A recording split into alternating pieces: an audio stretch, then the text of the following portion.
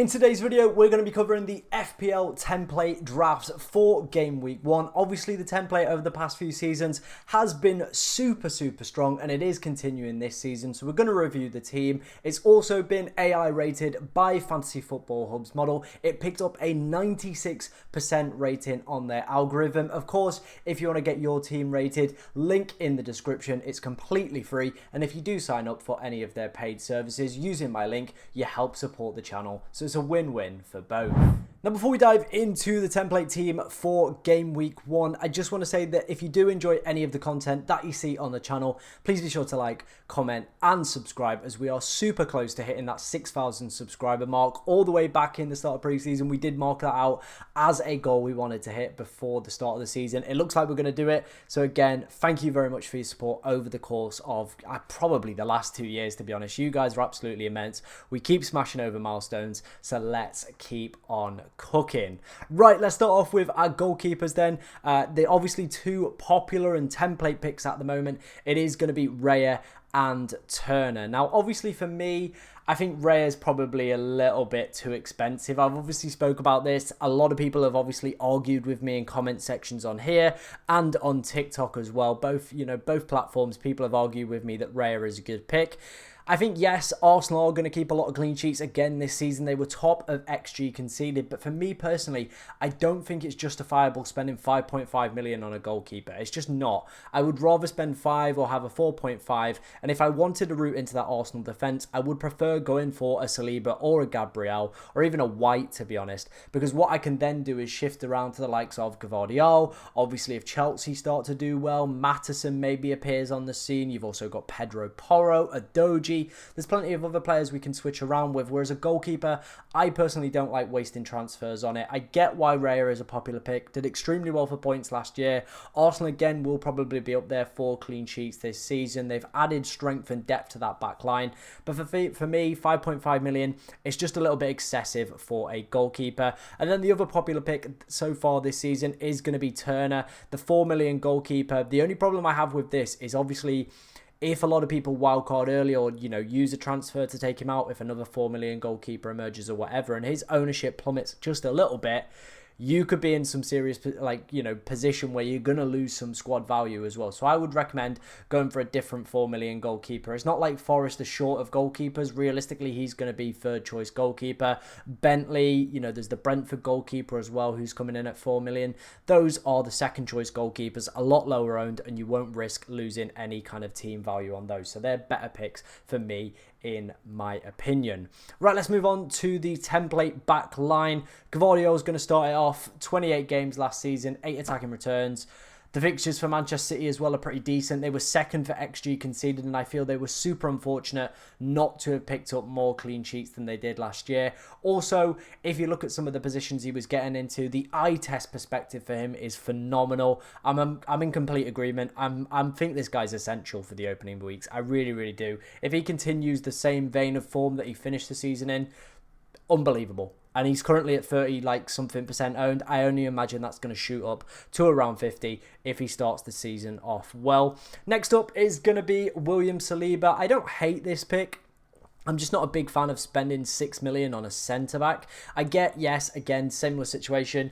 The Arsenal defence was doing super well last year. Again, they're predicted from the 11-5 model to pick up the most clean sheets over that time period. So yes, it probably does justify it. They've got some pretty tasty home fixtures in there as well, where you would expect them to pick up a clean sheet. But for me, I just can't see myself spending 6 million on a centre-back. Maybe I can be convinced with some further data that could reassure me. But again, the Fantasy Football Hub predicted points model as well has him down as a very good pick for the start of this season. Moving on to our final defender within the lineup, it is going to be Dan Burn. Again, a very popular pick within the FPL community, but I do imagine his stock is going to start to diminish over the next few weeks. I think with them signing Mark Gahey, I think that pushes Burn out of the side. I reckon Lewis Hall's going to start at left back, Gahey, and then probably, one of Kelly when Botman's back fit, potentially him as well. There's a lot of quality in this team as well. You've got Livramento, you've got Trippier. I think you're going to have better options with a little bit more security I'm looking at Mark Gahey realistically at that 4.5 million over Dan Burn this season. I know at times he did extremely well, but if you look at the data and watch some of his performances back from last season, he was one of the major casualties of Newcastle's kind of a little bit of a disappointing season, if you like, to be honest. He was one of the main kind of culprits of it as well, and Newcastle fans are not too warm to him and his ability. So he's probably a player, if you've got him in your team right now, I think maybe worth a little bit of reconsideration, especially if that Mark Gahey transfer does cross the line. Let's take a look at the other defenders on the bench.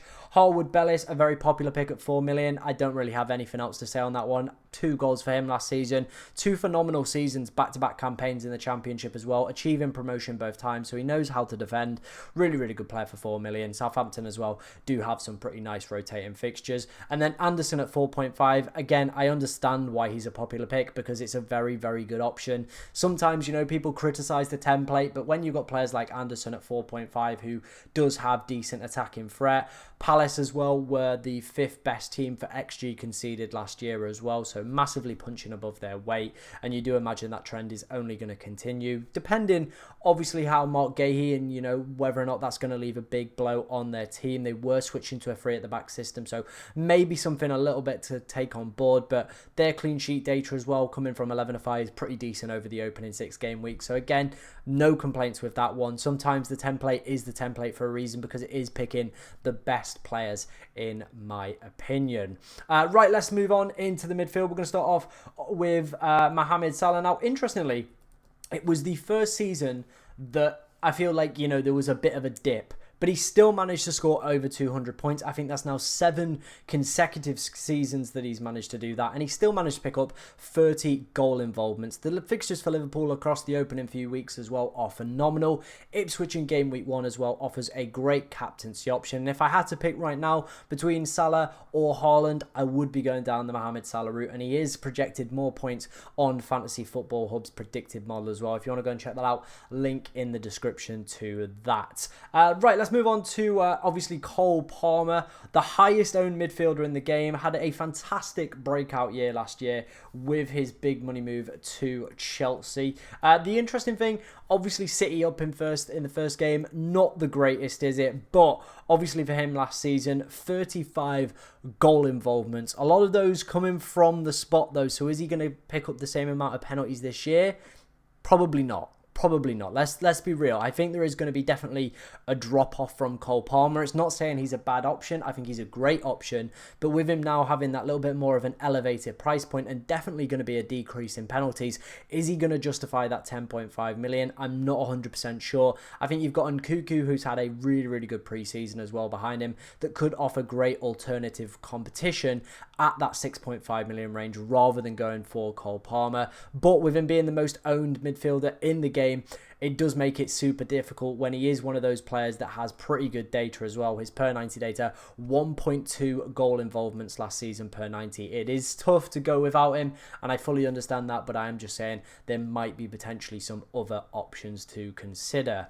Moving on to Eze, 18 goal involvements for him last season. I think the big question is obviously going to be, how will Crystal Palace get on without Michael Olise? I think they've made some really smart additions in terms of the attacking lineup as well. Bringing back Saar to the Premier League, I think, is definitely going to complement this Palace attacking line as well. I do just worry though about their attacking line over the opening couple game weeks. How are they going to adapt to no Olise, and obviously Mateta just coming back from the Olympics as well, so could be a little bit sparse. Obviously, if you remember back to the start of last season, Eze again was a very popular pick. I was quite bullish on him.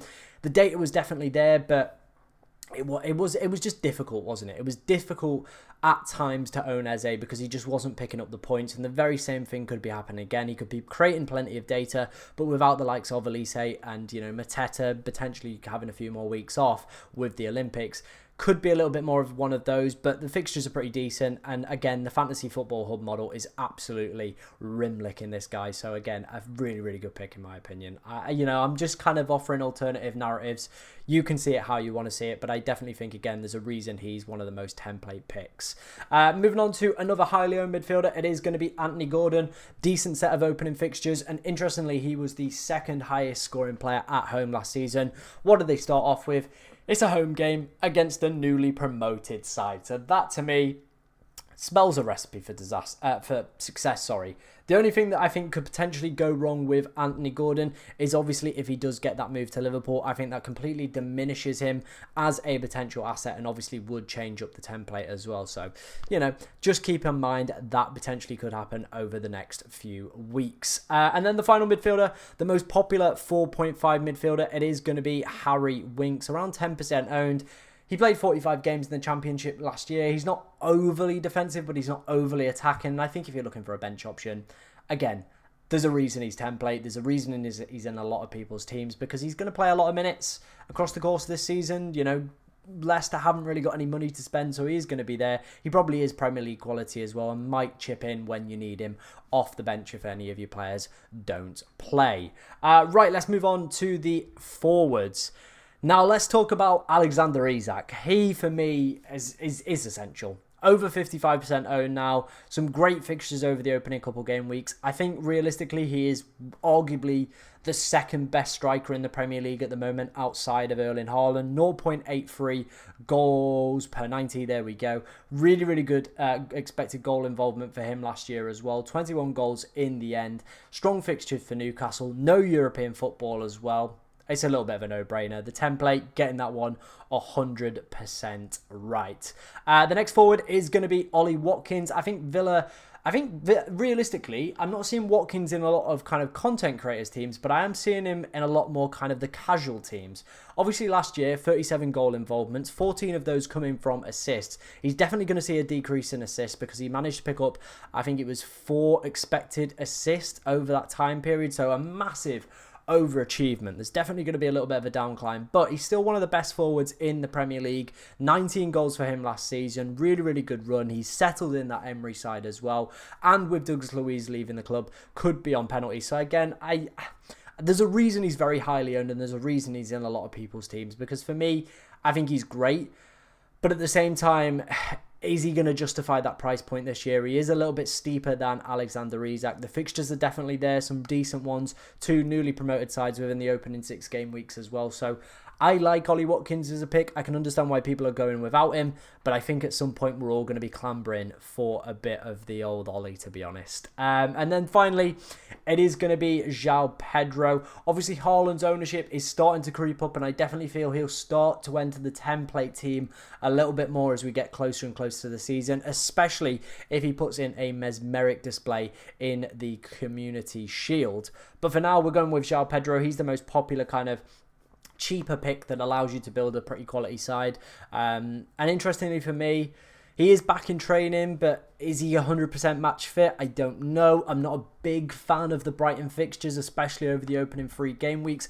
Everton away is not an easy fixture on paper at all. They were the second best team for clean sheets last year. Sean Dyche knows how to keep that team kind of rigid, and I think they're 4th or 5th on an expected goals model, expected clean sheet model, sorry, from 11FI as well. So I think it's a little bit of a difficult pick. I actually prefer going for Adam Armstrong. I get the appeal of João Pedro, but I think with him not being 100% fit and not having like a full fire in pre-season, I think I'd rather start the season with Armstrong. Obviously, we'll take a look at how this team is lining up in the kind of AI algorithm as well. Like I said, it did score a 96% chance, as you can see there as well. Some really, really good kind of projected points over the game week. And like we said, the template is the template for a reason. It picks players that do extremely well. It might not always be the most thrilling, but if you're looking to probably get off to a decent start and kind of keep with all the competitors in your mini league, it definitely could be some consideration.